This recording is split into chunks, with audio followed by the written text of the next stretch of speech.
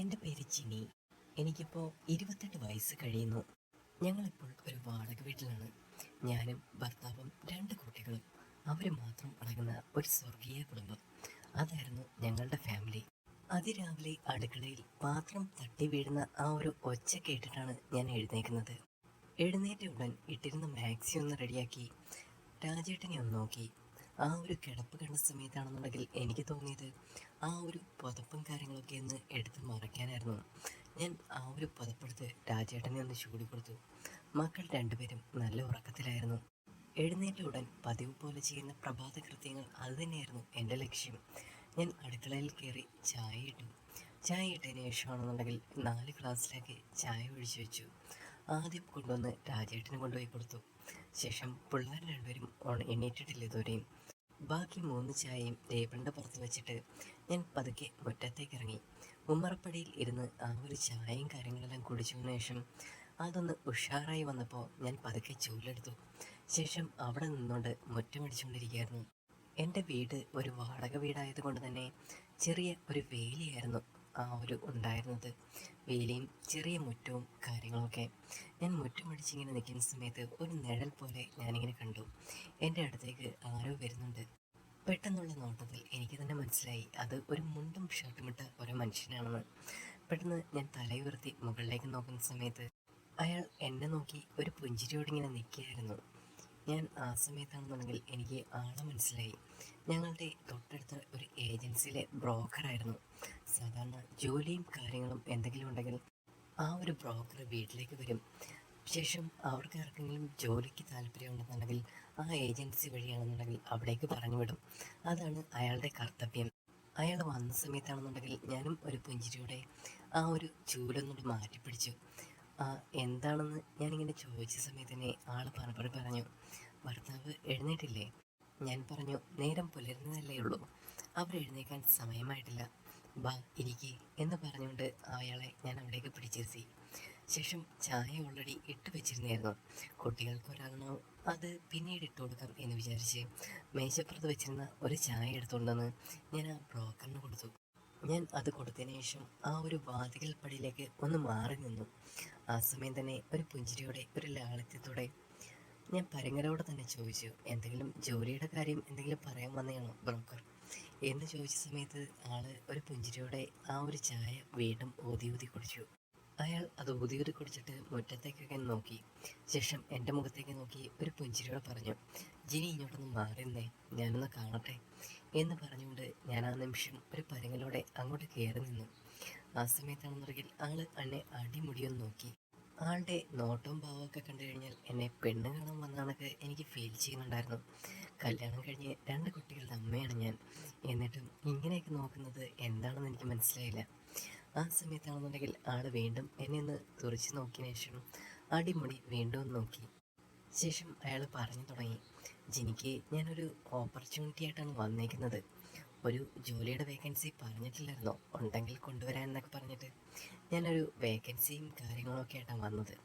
അപ്പം ജിനിയുടെ ബയോഡേറ്റയും കാര്യങ്ങളൊക്കെ ഉണ്ടെങ്കിൽ ഒന്ന് കിട്ടിയാൽ കൊള്ളായിരുന്നു. പിന്നെ ഫോൺ നമ്പറും കാര്യങ്ങളൊക്കെ വേണം. അത് ഞാൻ അവിടെ നിന്ന് കൊടുത്തതിന് ശേഷമാണെന്നുണ്ടെങ്കിൽ ജിനിക്ക് നല്ല ഹൈറ്റും വെയിറ്റും ഒക്കെ ഉണ്ട്. നമുക്ക് അവിടെ ഏജൻസി വഴി വേണ്ടത് ഒരു ഹൈറ്റും വെയിറ്റുമുള്ള ഒരു ഹോസ്റ്റൽ വാർഡനെയാണ്. അതിന് ജനിക്ക് താല്പര്യമുണ്ടോ എന്ന് ചോദിച്ച സമയത്ത് വാർഡനോ, എനിക്കതിനുള്ള പ്രായമൊന്നും ആയിട്ടില്ല എന്ന് ഞാൻ ആദ്യം പറഞ്ഞു. ആ സമയത്താണെന്നുണ്ടെങ്കിൽ അയാൾ പുഞ്ചിരിയോട് പറഞ്ഞു, ഇത്രയും പ്രായമൊക്കെ മതി മാഷേ, ഏകദേശം 19ഉം 20ഉം വയസ്സുള്ള ചെറിയ പെൺകുട്ടികളാണ്, അവരെ നോക്കാൻ വേണ്ടിയിട്ടാണ് തന്നെ അവിടേക്ക് കൊണ്ടുപോകുന്നത്. പിന്നെ അവർക്ക് വേണ്ടിയിട്ടുള്ള കാര്യങ്ങളെല്ലാം നോക്കണം, അത് മാത്രമേ ഉള്ളൂ നിങ്ങളുടെ ഡ്യൂട്ടി. ആ സമയത്താണെന്നുണ്ടെങ്കിൽ എനിക്ക് നോ എന്നും പറയാൻ തോന്നുന്നില്ല. ഇടയ്ക്ക് അയാളുടെ അടുത്ത് ഞാൻ ചെല്ലുന്നതാണ് എന്തെങ്കിലും ഒരു ജോലിയും കാര്യങ്ങൾക്കും വേണ്ടി. വീട്ടിലെ വാടക കൊടുക്കാനായിട്ട് ചില സമയത്ത് പൈസ കാണില്ല. പിന്നെ കുട്ടികളുടെ പഠിത്തം കാര്യങ്ങൾ, ഇതിനൊന്നും പൈസ തികയാത്ത ഒരവസ്ഥ വന്നിട്ടുണ്ട്. പിന്നെ രാജേട്ടൻ്റെ കാര്യമാണെന്നുണ്ടെങ്കിൽ ആൾ പണിക്ക് പോയാൽ പോയി, ഇല്ലെങ്കിൽ പോവില്ല. ഇതൊക്കെ തന്നെയാണ് അവസ്ഥ. എന്തെങ്കിലും അടുത്തുള്ള ഹോസ്റ്റലും കാര്യങ്ങളും ആയിരിക്കുമല്ലോ, ഒന്ന് പോയിട്ട് വരുന്നതിന് വേറെ പ്രശ്നമൊന്നുമില്ല. ഇവിടുത്തെ കാര്യങ്ങളെല്ലാം ഒന്ന് ഒതുക്കിയിട്ട് അവിടേക്ക് പോയാൽ മതിയല്ലോ. സ്കൂട്ടറാണെങ്കിൽ ഇവിടെയുണ്ട്. രാജേട്ടൻ്റെ അടുത്ത് വണ്ടിയും കാര്യങ്ങളൊക്കെ വേറെ നോക്കാൻ പറയാം, അതായിരിക്കും നല്ലത് എന്ന് പറഞ്ഞുകൊണ്ട് ഞാൻ എല്ലാം ഏഗ്രി ചെയ്തു. അതിനുശേഷം ഞാൻ ബ്രോക്കറിൻ്റെ അടുത്ത് ചോദിച്ചു, ഇവിടെ അടുത്തുള്ള ഏതെങ്കിലും ഹോസ്റ്റൽ തന്നെയാണോ, പോയി വരാൻ പറ്റില്ലേ എന്ന് പറയുന്ന സമയത്താണെന്നുണ്ടെങ്കിൽ അത് പറഞ്ഞു, പോയി വരവലും കാര്യങ്ങളൊന്നും നടക്കില്ല, അവിടെ നിന്ന് വേണം അവരെ നോക്കാനായിട്ട്. പകല് ഇവിടെ നിൽക്കാം, നൈറ്റാണ് പെൺകുട്ടികൾ വരുന്നത്. 10 മണിക്ക് മുമ്പ് പെൺകുട്ടികളെല്ലാം ഹോസ്റ്റലിനകത്ത് കയറുന്നുണ്ടോ എന്നുള്ള കാര്യങ്ങൾ നോക്കണം. ഇപ്പോഴത്തെ പിള്ളേരാണ്, എങ്ങോട്ട് ഇറങ്ങി പോകുന്നു എന്നൊന്നും പറയാൻ പറ്റില്ല. ആ ഒരു കാര്യങ്ങളെല്ലാം നോക്കുന്നത് നിങ്ങളുടെ ഡ്യൂട്ടി ആയിരിക്കും. അപ്പം നൈറ്റായിരിക്കും ഡ്യൂട്ടിയും കാര്യങ്ങളും വരിക. ആ സമയത്താണെന്നുണ്ടെങ്കിൽ എനിക്ക് നല്ല ടെൻഷൻ തോന്നി. കാരണം രാജേട്ടനെയും കുട്ടികളെയും പിരിഞ്ഞു നിന്ന് അങ്ങനെ നിന്നിട്ടില്ല. നൈറ്റൊക്കെ ആണെന്നുണ്ടെങ്കിൽ ആ സമയത്താണ് രാജേട്ടൻ എന്ന് കാണുന്നത് തന്നെ. അപ്പോൾ രാത്രിയിൽ അവിടെ പോയി നിൽക്കുക എന്ന് പറഞ്ഞാൽ അതെങ്ങനെയാണ് സാധ്യമാകാം എന്നൊക്കെ ഞാൻ ചുമ്മാ ഇങ്ങനെ ചിന്തിച്ചു പോയി. ആ സമയം ഞാനൊരു പരിങ്ങലോടെ ഇങ്ങനെ നിൽക്കുന്ന സമയത്ത് ബ്രോക്കർ തന്നെ എൻ്റെ അടുത്ത് പറഞ്ഞു, എനിക്ക് എന്തെങ്കിലും ബുദ്ധിമുട്ടോ കാര്യങ്ങളോ ഉണ്ടെങ്കിൽ പറയാൻ കേട്ടോ, ഞാൻ അല്ലെന്നുണ്ടെങ്കിൽ വേറെ ആരെങ്കിലും നോക്കിക്കോളാം. കാരണം ഇവർക്ക് അർജൻറ്റായിട്ട് ആളെ വേണം. ഞാൻ നോക്കിയ സമയത്താണെന്നുണ്ടെങ്കിൽ എനിക്ക് അതിനുള്ള ഹൈറ്റും വെയ്റ്റും പിള്ളേരെ മേയ്ക്കാനുള്ള ഒരു സ്ട്രിക്റ്റ് ആ ഒരു ലെവലൊക്കെ ഉണ്ട്. അതായിരിക്കും നല്ലതെന്ന് എനിക്ക് തോന്നുന്നു. എനിക്കാണെങ്കിൽ ചെറിയ കമ്മീഷനും കാര്യങ്ങളും അതിനകത്ത് നിന്ന് കിട്ടും. പിന്നെ ജിനിയാണെന്നുണ്ടെങ്കിൽ എനിക്കൊരു ഓപ്പർച്യൂണിറ്റി കിട്ടിക്കോട്ടെ എന്ന് ഞാൻ വിചാരിച്ചിട്ടാണ് എന്ന് പറയുന്ന സമയത്ത് ഞാൻ രാജേട്ടൻ്റെ അടുത്ത് നിന്ന് ചോദിച്ചിട്ട് അതിനുശേഷം ഒരു അഭിപ്രായം പറയാം എന്ന് പറയുന്ന സമയത്ത്, എന്നെങ്കിൽ പിന്നെ അങ്ങനെ ആയിക്കോട്ടെ, ഞാൻ എൻ്റെ നമ്പറും കാര്യങ്ങളും തരാം എന്ന് പറഞ്ഞുകൊണ്ട് ബ്രോക്കർ അയാളുടെ മൊബൈൽ നമ്പറും കാര്യങ്ങളും എനിക്ക് തന്നു. ഇറങ്ങുന്ന സമയത്ത് അയാൾ എന്നെ ഒന്നും കൂടി നോക്കി ശേഷം എൻ്റെ അടുത്ത് പറഞ്ഞു, സാരി ആയിരിക്കും അവിടെ ഒരു വേഷം, പിന്നെ ജിനിക്ക് ഏറ്റവും മാച്ചിങ് ആയിട്ടുള്ള കാര്യം സാരി തന്നെയാണ് കേട്ടോ, അപ്പം അത് തന്നെ ആയിരിക്കും എന്ന് അയാൾ പറഞ്ഞിട്ട് ഒരു കള്ളച്ചിരിയോടെ പുറത്തേക്ക് ഇറങ്ങിപ്പോയി. ഞാൻ അകത്തേക്ക് കയറി ചെന്ന സമയത്ത് രാജേട്ടൻ ഉണർന്നിരുന്നു. ആ സമയത്ത് തന്നെ ഞാൻ കാര്യം പറഞ്ഞു, ഇവിടെ ഇപ്പം കടവും കാര്യങ്ങളൊക്കെ അല്ലേ, നീ അവിടെ പോയി നിന്നു, പിന്നെ മക്കളുടെ കാര്യമൊക്കെ ആണെന്നുണ്ടെങ്കിൽ ഞാൻ നോക്കിക്കോളാം എന്ന് രാജേട്ടനും എൻ്റെ അടുത്ത് പറഞ്ഞു. അടുത്ത ദിവസം രാവിലെ ഞാൻ ബ്രോക്കറിൻ്റെ അടുത്ത് വിളിച്ച് പറഞ്ഞ സമയത്ത് തന്നെ ബയോഡേറ്റയും പിന്നെ ആ ഒരു സർട്ടിഫിക്കറ്റും കാര്യങ്ങളൊക്കെ ആയിട്ട് നേരെ ഏജൻസിയിലോട്ട് വരാൻ പറഞ്ഞു. ഏജൻസിയിലേക്ക് ചെന്ന സമയത്ത് അവിടെ അത്യാവശ്യം പ്രായമുള്ളൊരു മനുഷ്യനായിരുന്നു ഇരുന്നത്. എന്നെ കണ്ട സമയത്ത് തന്നെ ആൾക്ക് മനസ്സിലായി.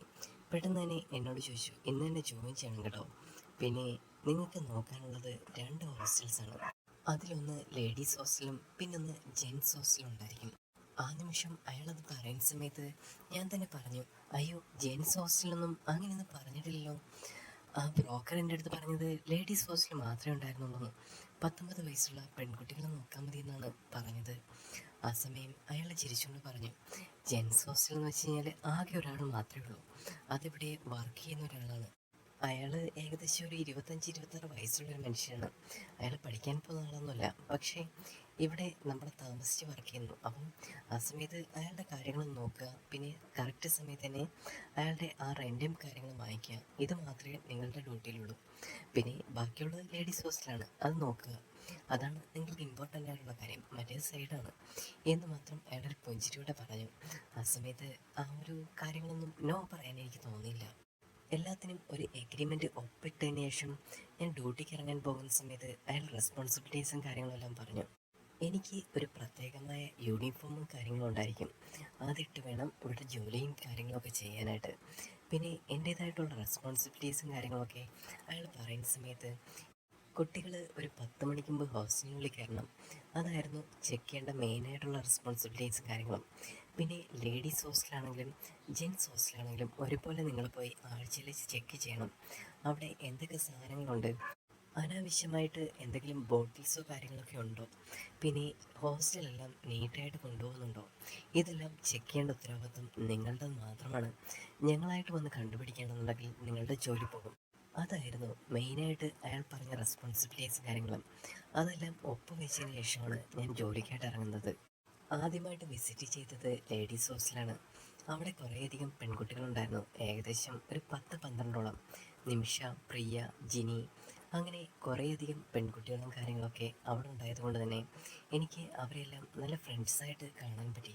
പിന്നെ എൻ്റെ അവസ്ഥയും കാര്യങ്ങളും ഞാൻ അവരോട് പറഞ്ഞു, എൻ്റെ റെസ്പോൺസിബിലിറ്റി ഇങ്ങനെയുള്ള കാര്യങ്ങളാണ്, നിങ്ങളുടെ കാര്യങ്ങളെല്ലാം ചെക്ക് ചെയ്യുക, നിങ്ങൾക്ക് കറക്റ്റായിട്ടുള്ള ഫുഡും കാര്യങ്ങളും കൊണ്ടുവരിക, അപ്പം കറക്റ്റായിട്ട് തന്നെ വരണം എന്നുള്ള കാര്യങ്ങളൊക്കെ പെൺകുട്ടികളുടെ അടുത്ത് ഞാൻ പറഞ്ഞു. അവരെല്ലാം എൻ്റെ കാര്യങ്ങളൊക്കെ കേൾക്കുന്നുണ്ടായിരുന്നു. പക്ഷേ പക്ഷേ നേരത്തെ തന്നെ എനിക്കൊരു മുന്നറിയിപ്പ് കിട്ടിയായിരുന്നു. എല്ലാം തലതിരിഞ്ഞ പെൺകുട്ടികളാണ്.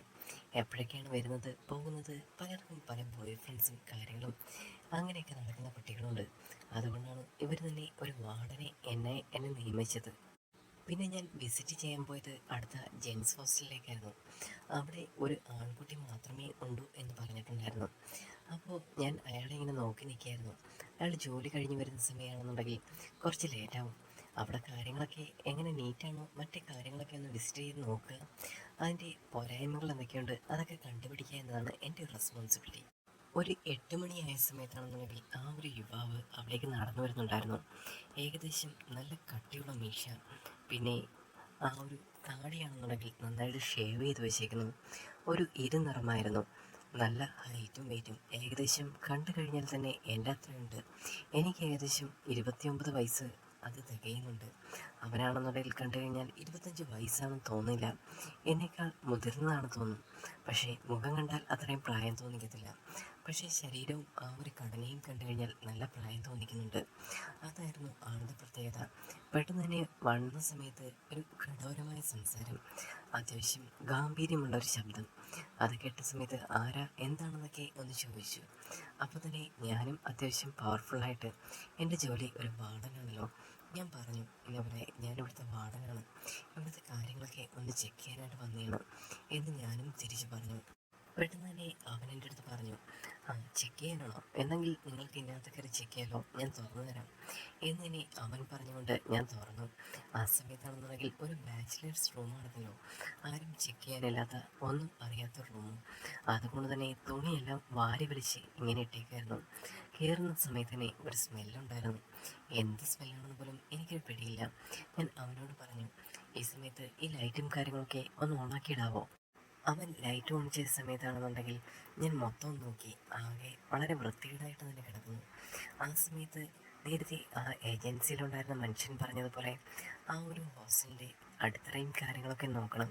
അവിടെയാണെന്നുണ്ടെങ്കിൽ ബോട്ടിൽസോ സിഗരറ്റ്സോ അങ്ങനെ എന്തെങ്കിലും ഉണ്ടെങ്കിൽ അത് കർശനമായിട്ടുള്ള നടപടികളും കാര്യങ്ങളും എടുക്കണം, ഫൈനും കൊടുക്കണം എന്ന് പറഞ്ഞിട്ടുണ്ടായിരുന്നു. അത് ഞങ്ങൾ ഒപ്പുവെച്ച എഗ്രിമെൻറ്റിലുണ്ട്. ആ സമയത്തിനെ ഞാൻ താഴേക്ക് നോക്കി, ചെറിയൊരു സിഗരറ്റിൻ്റെ കുറ്റിയും കാര്യങ്ങളും അവിടെ കിടപ്പുണ്ടായിരുന്നു. ഞാൻ അത് എടുത്തതിന് ശേഷം അവനോട് ചോദിച്ചു, ഇതെന്താ ഇതിനുള്ളിൽ ഇത് കൊണ്ടിട്ടേക്കുന്നത് എന്ന് ചോദിച്ച സമയത്ത്, ഞാനിവിടെ ചില സമയത്ത് സ്മോക്ക് ചെയ്യാറുണ്ട് എന്ന് അവൻ തന്നെ ഒന്ന് പരിഭ്രമിച്ചിട്ട് പറഞ്ഞു. ആ സമയത്ത് ഞാൻ തിരിച്ച് മറുപടി പറഞ്ഞു, ഇവിടെ സ്മോക്ക് ചെയ്യാൻ പറ്റില്ല എന്നുള്ള എഗ്രിമെൻറ്റൊക്കെ സൈൻ ചെയ്തിട്ടല്ലേ ഈ ഹോസ്റ്റലിലോട്ട് കയറിയത്, പിന്നെ എന്തിനാണ് ഈ സാധനങ്ങളെ കൊണ്ടിട്ട് ഉള്ളിട്ട് വലിക്കുന്നത് എന്ന് ഞാൻ ഒരു ദേഷ്യഭാവത്തോടെ ചോദിച്ചു. ആ സമയത്ത് തന്നെ അവൻ നിന്ന് പരുകുന്നുണ്ടായിരുന്നു. ഞാൻ പറഞ്ഞു, ഈ സ്ഥാനത്തേക്ക് ഞാൻ ഈ കാര്യം റിപ്പോർട്ട് ചെയ്യുന്നില്ല, പക്ഷേ മേലിൽ ഈ ഒരു കാര്യം ആവർത്തിക്കരുത്. ഞാൻ അവനെ താക്കീത് ചെയ്തു. അവൻ എല്ലാത്തിനും തലയാട്ടുന്ന സമയത്ത് എനിക്കും തോന്നി അങ്ങനെയൊന്നും പറയണ്ടായിരുന്നു എന്ന്. അവനെ ഒന്ന് ഉപദേശിച്ച് നേരെയാക്കിയാൽ മതി. ഏകദേശം 25 വയസ്സുള്ളൊരു പയ്യനല്ലേ, വെറുതെ ഇങ്ങനെ എന്തെങ്കിലുമൊക്കെ പറഞ്ഞ് അവന് വാശി കൂട്ടണ്ട എന്നും എനിക്ക് തോന്നി. ഞാൻ ബാക്കിയുള്ള കാര്യങ്ങളൊക്കെ ഒന്ന് എഴുതിയെടുത്തു. ഫാൻ നന്നായിട്ട് വർക്ക് ചെയ്യുന്നില്ലായിരുന്നു. ലൈറ്റിൻ്റെ ആ ഒരു കണ്ടീഷനും കാര്യങ്ങളൊക്കെ വളരെ മോശമായിരുന്നു. പിന്നെ ഒരു പെയിൻറ്റിങ്ങും കാര്യങ്ങളൊക്കെ ആ ഒരു മുറിക്കുള്ളിൽ വേണമെന്ന് എനിക്ക് തോന്നി. ഇത്രയും കാര്യങ്ങളൊക്കെ ഞാൻ ചെയ്തു തരാം, പക്ഷേ റൂമും കാര്യങ്ങളൊക്കെ വൃത്തിയായിട്ടിടണം. ഞാൻ ചില സമയങ്ങളിൽ ആഴ്ച വന്ന് ചെക്ക് ചെയ്യാറുണ്ട്. പിന്നെ ഈ ഒരു സമയത്താണെന്നുണ്ടെങ്കിൽ എൻ്റെ വിസിറ്റ് എപ്പോഴാണെങ്കിലും പ്രതീക്ഷിക്കാം. എന്തെങ്കിലും പരാതികളോ കാര്യങ്ങളോ ഉണ്ടെങ്കിൽ എന്നെ വന്ന് പറയാൻ മടിക്കണ്ട. ഇത്രയും പറഞ്ഞിട്ട് ഞാൻ ഇറങ്ങുന്ന സമയത്താണെന്നുണ്ടെങ്കിൽ അവരെല്ലാം നന്നായിട്ട് കേൾക്കുന്നുണ്ടായിരുന്നു. ലേഡീസിൻ്റെ ഹോസ്റ്റലിലാണെങ്കിലും ഞാൻ വിസിറ്റ് ചെയ്യുന്ന സമയത്ത് ചെറിയ ഓരോരോ കോപ്രായങ്ങളും കാര്യങ്ങളൊക്കെ അതിനകത്തും ഉണ്ടായിരുന്നു. എല്ലാവർക്കും ഒരു വാണിംഗ് കൊടുത്തതിന് ശേഷം ഞാൻ നല്ല സ്ട്രിക്റ്റ് ആയിട്ടുള്ള ഒരു വാർഡനായിട്ട് മാറി.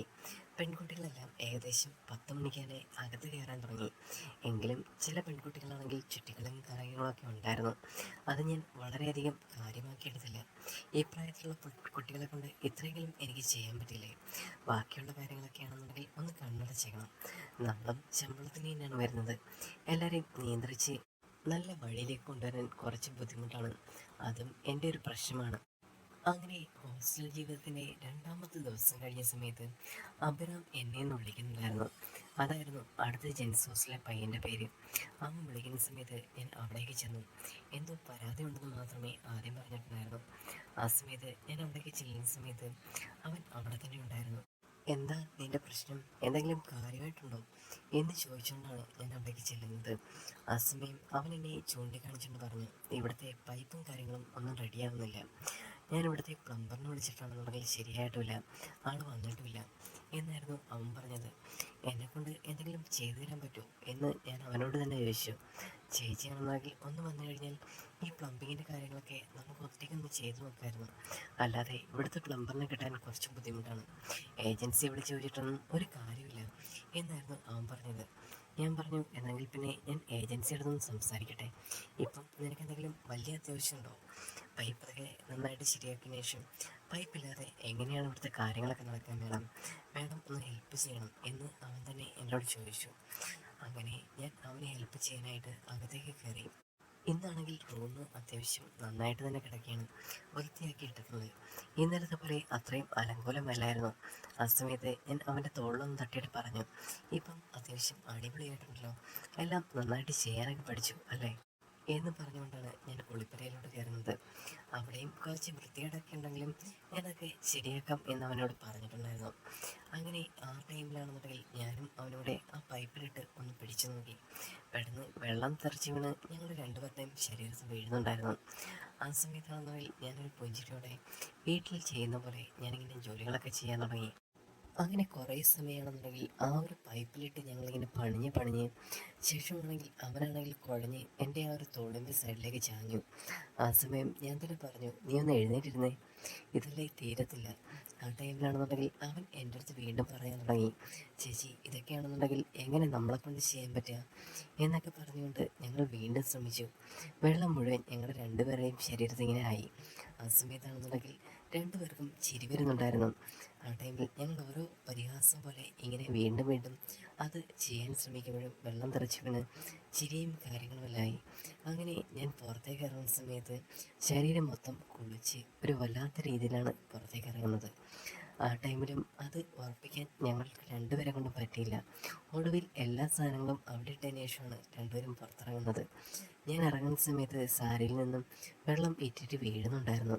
പക്ഷേ ആകെ ശരീരം മൊത്തം വെള്ളമായല്ലോ, ഇനി എന്ത് ചെയ്യും എന്നൊക്കെ പറഞ്ഞുകൊണ്ട് ഞാൻ അങ്ങോട്ട് നിൽക്കുന്ന സമയത്ത് അവൻ ചിരിച്ചുകൊണ്ട് വന്ന് പറഞ്ഞു, ചേച്ചി ആകെ ഇങ്ങനെയുള്ള കാര്യങ്ങളൊക്കെ ആണെന്നുണ്ടെങ്കിൽ കറക്റ്റ് ടൈമിൽ പ്ലംബർ വന്നു കഴിഞ്ഞാൽ തീരാവുന്നതേ ഉള്ളൂ. നമ്മളെ കൊണ്ട് വെറുതെ ഇങ്ങനെ ഇട്ട് ബുദ്ധിമുട്ടിക്കാനാണ് ഈ ഏജൻസികളൊക്കെ ശ്രമിക്കുന്നത്. ചേച്ചി ഇപ്പോൾ ഒരു കാര്യം ചെയ്യും, എൻ്റെ ഒരു ഡ്രസ്സും കാര്യങ്ങളുണ്ട്, തൽക്കാലം അതിട്ടുകൊണ്ട് പോകാൻ നോക്ക്, അല്ലെന്നുണ്ടെങ്കിൽ പോകുന്ന വഴിയിലെല്ലാം വെള്ളം ഇറ്റിട്ട് വീണ് ചേച്ചിക്ക് തന്നെ പണി വരും എന്ന് അവൻ എൻ്റെ അടുത്ത് പറഞ്ഞു. ആ സമയത്താണെന്നുണ്ടെങ്കിൽ എനിക്കവിടെ നിന്ന് മാറാനുള്ള ഒരു കംഫർട്ടും കാര്യങ്ങളൊന്നും ഇല്ലായിരുന്നു. അപ്പോൾ തന്നെയാണെന്നുണ്ടെങ്കിൽ അവൻ എൻ്റെ അടുത്ത് പറഞ്ഞ് ഒരു ജസ്റ്റ് ഒരു ലുങ്കിയും കാര്യങ്ങളൊക്കെ ആയിരുന്നു. ഒടുവിൽ ഡ്രസ്സ് ഉണങ്ങിയിട്ട് പോകാം എന്ന് വിചാരിച്ചുകൊണ്ട് ഞാൻ അവൻ്റെ ഒരു ഡ്രസ്സും കാര്യങ്ങളൊക്കെ എടുത്തിട്ട് ആ സമയത്ത് അവിടെ ഇരുന്നു. ആ ടൈമിലാണെന്നുണ്ടെങ്കിൽ പുറത്തിറങ്ങി പോകാൻ എനിക്ക് നല്ല ശമ്പളം കാര്യങ്ങളും ഉണ്ടായിരുന്നു. കാരണം ഒരു പുരുഷ വേഷത്തിൽ ഒരു സ്ത്രീ ഇറങ്ങിപ്പോകുക എന്ന് പറഞ്ഞു കഴിഞ്ഞാൽ അത് മോശമായിട്ടുള്ളൊരു കാര്യമാണല്ലോ. അതുകൊണ്ട് തന്നെ ഞാൻ ആ ഒരു ഡ്രസ്സും കാര്യങ്ങളൊക്കെ ആയിട്ട് അവിടെ ആ ഒരു കട്ടിൽ തന്നെ ഇരുന്നു. അങ്ങനെ കുറച്ച് സമയം അവനോട് മിണ്ടാനും സംസാരിക്കാനും എനിക്ക് പറ്റി. പക്ഷേ നല്ലൊരു സഹകരണം കാര്യങ്ങളൊക്കെ ഉള്ളൊരു നല്ല പയ്യനായിരുന്നു അവൻ. എനിക്ക് അങ്ങനെ തന്നെയായിരുന്നു അവനെക്കുറിച്ച് തോന്നിയത്. ലേഡീസിനെക്കാട്ടിലും ജെൻസ് കുറച്ചുകൂടെ ഭേദമാണെന്ന് എനിക്ക് തോന്നി. അങ്ങനെ അവിടെ ഇരിക്കുന്ന സമയത്ത് അവൻ ഓരോ കാര്യങ്ങളൊക്കെ എൻ്റെ അടുത്ത് പറയുന്നുണ്ടായിരുന്നു. അവൻ എൻഗേജ്ഡ് ആയിട്ടുള്ള ഒരു പയ്യനാണ്, പിന്നെ കുറേ കാര്യങ്ങൾ എന്നിൽ നിന്ന് പഠിക്കാനൊക്കെ ഉണ്ടെന്നൊക്കെ പറയുമ്പോൾ എനിക്ക് അവൻ്റെ അടുത്ത് കൂടുതൽ കൂടുതൽ സംസാരിക്കാനുള്ള ആ ഒരു ടെൻഡൻസിയും കാര്യങ്ങളൊക്കെ വന്നു. ഞാനെല്ലാം ഓരോ കാര്യങ്ങളും കല്യാണത്തിന് ശേഷമുള്ള കാര്യങ്ങളൊക്കെ അവനെ പറഞ്ഞ് മനസ്സിലാക്കാനും പഠിപ്പിക്കാനും ശ്രമിച്ചു.